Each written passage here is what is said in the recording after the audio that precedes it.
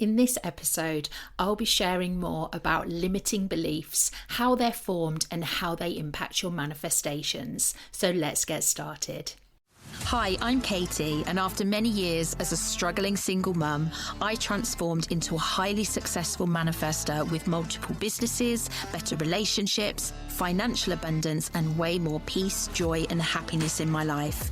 Each week, I share the real secrets around how to manifest successfully, as well as the amazing and sometimes crazy lessons I've learned along the way, so that you can apply it all to your own manifesting, transforming your life from the inside out. This is That Manifesting Podcast. Welcome back to another episode of That Manifesting Podcast. I am so happy it's April. It feels like spring is here, even though it's been pissing it down with rain. I can still believe that it's spring.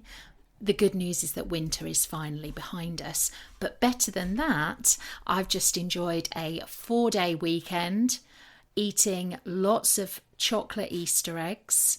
I don't know if Easter eggs are a thing outside of the UK. I'm guessing they are, but if they're not, we go to town in the UK at Easter buying chocolate eggs, and they're the size, most of them, the size of a small toddler's head, and I managed to eat 2 of them in 2 days. I am that girl. I am that greedy girl, but it was delicious. And I've just laid on the sofa doing my usual Netflix watching and eating loads of chocolate. So it's been glorious. And not so glorious is the fact that I had to cut my grass. I was hoping that maybe I'd have found somebody that would like to cut my grass for me. But despite trying over the winter, I've still found no one that wants to cut my grass. So I've got to do it my bloody self, which is annoying. But I'm really happy that spring is finally on the way. I wanted to do an episode about limiting beliefs, and it actually came up whilst I was eating all of those chocolate eggs. If you've been listening to any previous episodes, you will know that I've been on a bit of a health kick. Well, I say health kick, don't get your expectations up. I'm not like some gym bunny, kale eating yoga guru. No, all I mean is I'm stopping putting so much food in my face, and I'm trying to make my legs move a little bit more than what they already do. Anyway, Easter started to throw that off course a bit because I ate the toddler head-sized Easter eggs. But it got me thinking, as I was eating the eggs, I started thinking about the weight I was going to put on as a result of eating the eggs, and I was going to look horrible in a bikini when I go on holiday with my supermodel looking daughter. And I started spiraling into these limiting beliefs about what it meant eating these chocolate eggs.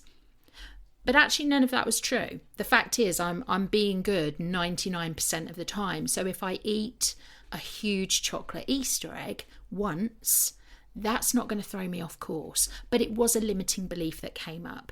So whilst I was stuffing my face, I thought it'd be a great topic for a podcast, which is why I want to talk about limiting beliefs. But first, before I do that, if you're not following me on social media, why not? Only joking. Please follow me on social media because I like to hear from you all. As I've said before, this podcast is a one-way street, so I don't know what you're thinking or saying, whereas on social media, we can actually interact together. That sounds really cheesy, doesn't it? But you know what I mean. So follow me. What's it called? The name. God, I've got chocolate brain still. The username on all social media platforms is The Manifesting Mindset. So go and follow me there and let's chat. Whether you want to tell me what Easter egg you had or you want to ask me about manifestations, I'm here for it. I'm here for whatever you want to talk about. Secondly, I am so proud that this podcast has been going only about a year. I haven't put episodes out every single week, but the podcast is already in the top charts for a number of countries. I'm really, really proud of that. The fact that there are people around the world who tune in regularly to listen to my babbling, it just fills me with joy. So thank you. But that also is linked to limiting beliefs, because having a podcast is something that I've wanted to do for years, but I let my limiting beliefs get in the way. And it's something I see with a lot of the clients that I work with when we're working on their manifestations, is letting limiting beliefs stop them from taking action towards the manifestation of their dream lives. And it's something that I think you see it a lot on social media, don't let your limiting beliefs stand in the way, or are your limiting beliefs holding you back? But I don't often see any detailed content about limiting beliefs in themselves. Like, what are they? How are they formed? How are they reinforced? And actually knowing some of that stuff is what's going to help you to start to free yourself. And limiting beliefs will stop you from manifesting what you want. No two ways about it. If you don't start to learn this stuff, you'll just stay stuck where you are, because limiting beliefs, whether you know it or not, are keeping you rooted in a past that you don't want. So that's why we're doing this episode today about limiting beliefs. So let's get into it. So first up, what are limiting beliefs? Well, we all have beliefs. It's part of being human, but some beliefs help us and drive us towards success. Limiting beliefs are the opposite of that. They're negatively driven, and they're assumptions that we hold about ourselves, our circumstances, the world. And these beliefs can act like blind spots. So they cloud our judgment, and they can prevent us from seeing the opportunities that we have to manifest love, abundance, and happiness.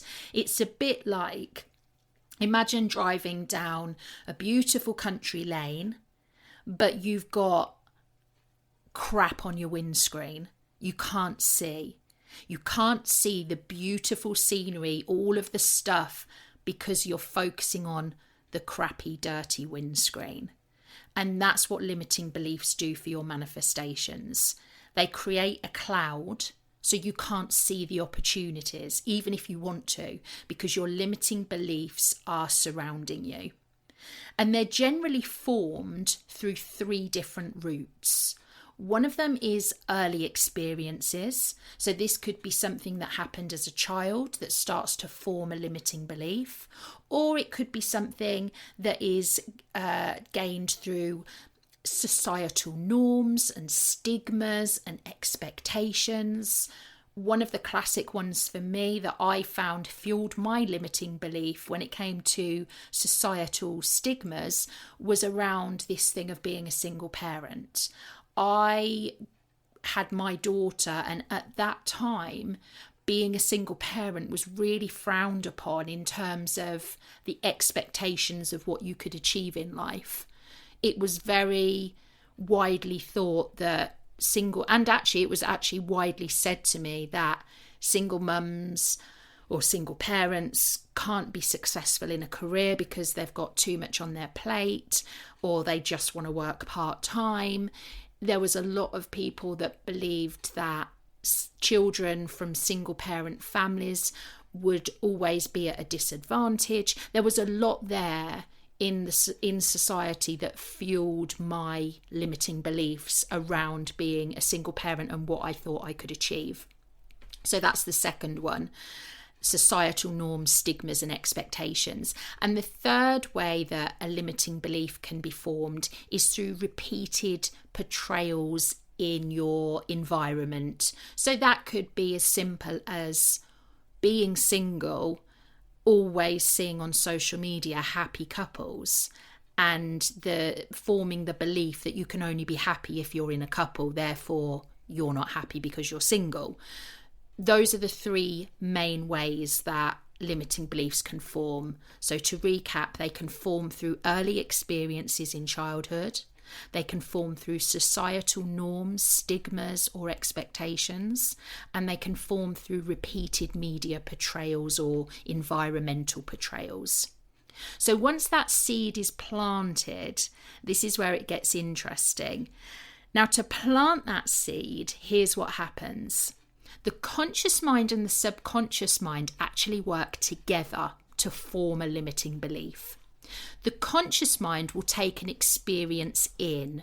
So it could be a message from childhood, it could be a failure, it could be an expectation that's put on you. And your conscious mind will process them and make a judgment according to what happened. As an example, say you were at work and you were asked to deliver a presentation. You may, up until that point, have had no limiting beliefs around presenting. Maybe you go in to present and you fluff up what you're going to say and you don't get out the words correctly. Your computer breaks down whilst you're mid-presentation, so you can't see your slides. Anything that could go wrong does go wrong. Your conscious mind takes that experience and says, okay, that we messed that up, so we're probably not good at public speaking. We're probably not good at presentations. Now, the subconscious mind listens to what the conscious mind is analysing and seeing, and then it absorbs those experiences and judgments as a belief. Over time, the subconscious's job is to start to reinforce that belief of not being good at public speaking, so that it can send a message to the conscious mind to say, if you ever have to public speak, remember we're not good at that, and here's all the evidence why. I'm sorry, that's Bumble barking again. She always does this when I'm filming a podcast. Excuse me while I just shout at her. Bumble! Naughty dog. So yes, I've lost my train of thought completely now. Yes, so anyway, the subconscious mind goes into filing mode. So it keeps storing all of these beliefs and it uses them to shape this future for the conscious mind to act on. So, delivering presentations is really risky, so I should avoid that. When a situation then arises that connects to that stored belief, for example, a month later you're asked to present again, the subconscious kicks in and both minds work together to reinforce and remind you that you should not take that action. Okay, so anxiety or negative thoughts will come up relating to the belief, and they're flooding the conscious mind, being sent from the subconscious mind, like, don't forget, you're going to mess this up, don't do this. It's basically trying to discourage you from taking action that could shake the belief. The subconscious likes to deal with absolute beliefs. So if you are going to take an action that could shake or challenge that belief, it will flood the conscious mind with, don't forget this time we failed, don't forget when that happened, don't forget when that happened, we are not good at this. And the cycle continues. Over time, you start to avoid that sort of situation more and more and more, which just reinforces the belief in the subconscious mind. The more you don't take the action, the more subconscious actions go in saying, see, we didn't do this because we're not good at it. And God forbid if you ever went against it and thought, you know what, I just have to do it. The chances are you might mess it up again purely because you're acting on your subconscious beliefs. Your subconscious beliefs will flood your conscious mind and tell it that this is going to be a failure, and your body will react. So you might start shaking, you'll get a dry mouth, you'll start panicking, you won't be able to sleep. And that is because your subconscious mind is sending all of the messages to your conscious mind that delivering a presentation is a god-awful thing to do. I sound like I really know what I'm talking about when it comes to presentations because this happened to me. So I've lived this and it took a long time for me to be able to overcome it. And now I can speak confidently, but that's because I overcame that limiting belief. So as I'm talking, you might be able to start to think about some of your own limiting beliefs. And some of them will be obvious. If you're scared of heights and I asked you to do a bungee jump, there will be a limiting belief that you know will come up that will say we should not do that because we may not survive. That's a limiting belief because it's not a fact, it's a belief that your subconscious has about taking that action. But many limiting beliefs are actually hidden. So one event could unknowingly trigger a chain of subconscious activity that evolves into a limiting belief that actually feels completely normal to you. And this could be as simple as, say you went on a bad date, a really bad date, and you felt that you'd handled the date well, but it was just a bad date. Maybe the person was a dickhead or a creep or whatever they were. Subconsciously, the message could be that you're a failure on dating apps because you attracted that person to go on a date with. You might not realise that that is the subconscious judgment that's been made. But what that will start to do is it will start to flood your conscious mind with thoughts and feelings about dating apps that you feel are completely normal. So you might be saying to your friends, dating apps are the worst. They've just got awful people on them. And to you, that seems just like a logical thing to say, but it's actually a limiting belief that's stemming from that terrible date. That's just like a surface level limiting belief. There are lots that go way, way deeper than that. But it just gives you an example of how a limiting belief could be formed without you really realizing it or knowing that it's a limiting belief. It could feel like something completely normal. But what you're doing then is you're taking that limiting belief, that's what you're putting out into the world, and that's what you manifest more of. You manifest more bad dates. You manifest the opportunity to see that dating apps are shit. That's what starts to happen. So someone scared of dogs is an example. This is a classic one. You see so many adults and they're frightened to death of dogs. They can't recall the event, many of them can't recall the event that led to them being afraid of dogs, because it might have happened when they were 1.5. But it's settled in the subconscious anyway, was reinforced over time, but also it was reinforced by the people around them. Remember when you were little and you got bitten by a dog? Or don't go near that dog in case it bites you. You don't want that to happen again. So limiting beliefs can be formed before you even realise they're limiting beliefs, and they're actually solidified not only by you but by other people around you as well, based on what they know of you. So our minds tend to operate on this basis it's called a confirmation bias. And a confirmation bias is where our conscious mind will actively seek out information that confirms our existing beliefs. And that's whether they're limiting beliefs or positive ones. We're always looking for confirmation bias to back up what we believe. But we do tend to pay more attention to the experiences that validate subconscious fears and doubts, because it's our conscious mind keeping us safe. Our conscious mind goes back to prehistoric times when we were running away from saber-toothed tigers and stuff. So our conscious mind is always looking for the danger. Where's the danger? And that's why it loves confirmation bias, because it is always looking for the evidence to back up what we have to be fearful of. It's a bit like a detective only looking for clues that support their initial suspicion, and they ignore evidence that points them anywhere else. That's how confirmation bias works. And that's a match made in heaven for limiting beliefs, because your confirmation bias is subconsciously and consciously looking for experience to validate those negative feelings. Someone believing, like I said, that they're not good at dating will only remember bad dates. They'll ignore anything that was good. It's not because you want to be cruel to yourself. It's because your conscious mind is just trying to keep you safe by presenting a predictable outcome, like having a recipe of some sort. You know, the subconscious mind presents the ingredients and the conscious mind knows what's going to happen as a result. It knows what the result is, so it will only look for those ingredients. It's not going to look for a different ingredient because the subconscious mind has given it the recipe.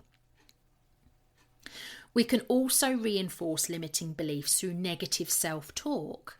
Now, this is a conscious activity, but it actually reinforces subconscious limiting beliefs. So when we repeat those negative thoughts about ourselves, we're strengthening those pathways that are associated with the beliefs in our subconscious mind. So you might find yourself often repeating negative thoughts about yourself without realizing it. What you're doing is solidifying them as beliefs. So phrases like, oh, I'll never find love, or, oh, I'm not creative, become self-fulfilling prophecies.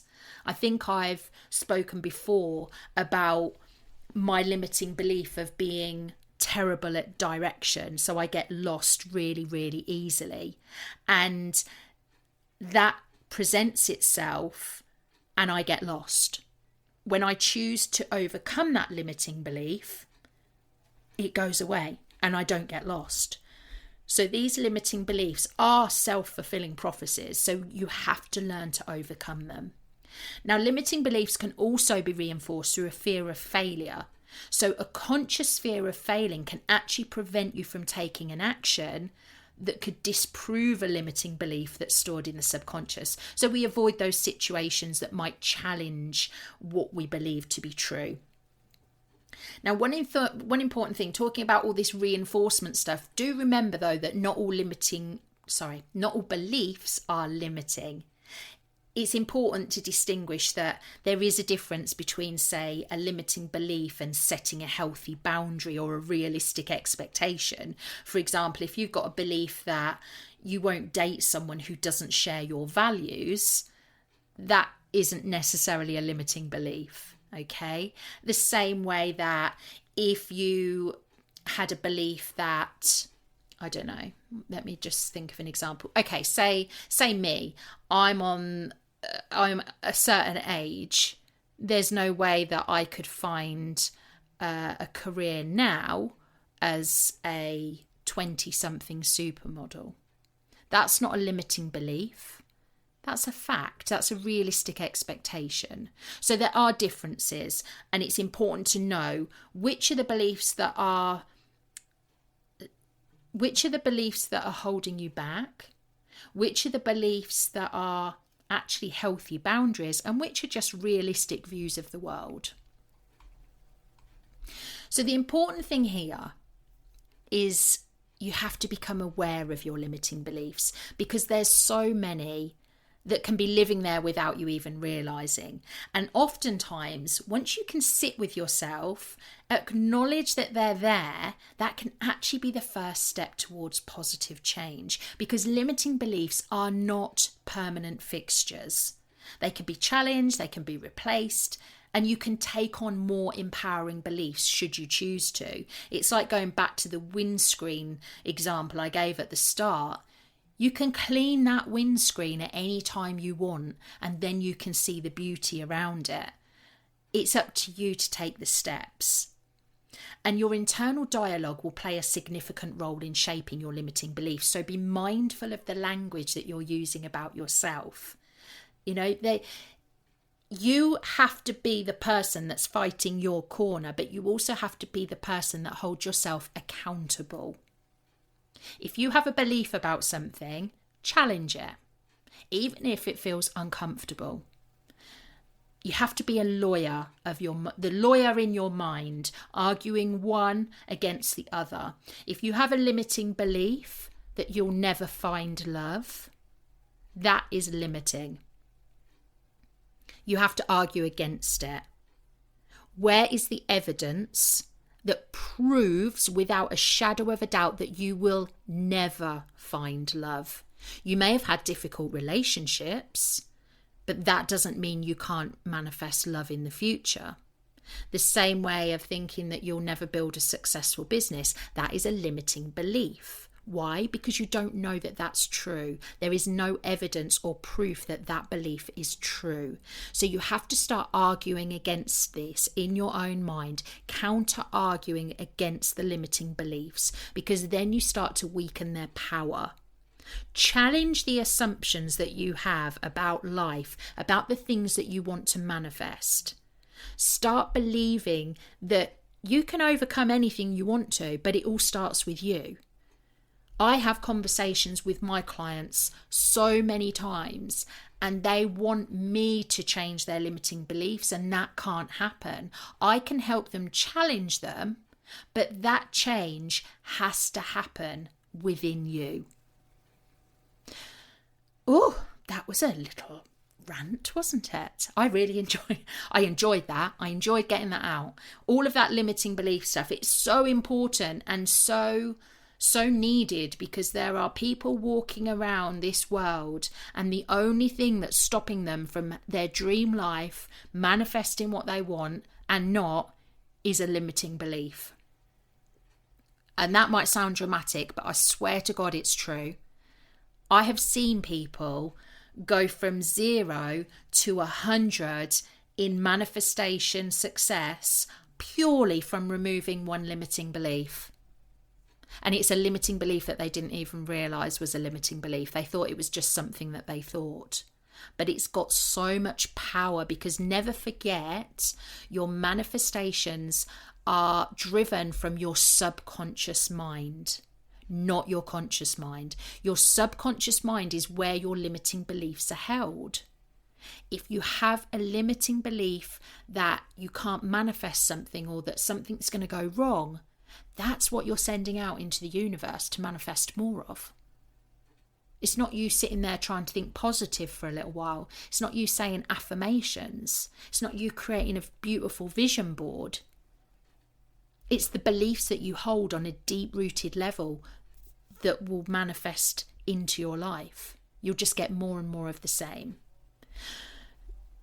So take what I've learned. Maybe listen to this again, because I think I've just blah, blah, blah, blah, blah, blah, blah at you, because I'm so passionate about this. So I'm sorry. Maybe you need to listen to it at half the speed, because I do speak really fast when I get really excited about something. And I get excited about busting limiting beliefs, because it's something that has such transformational power. But have a listen to this again.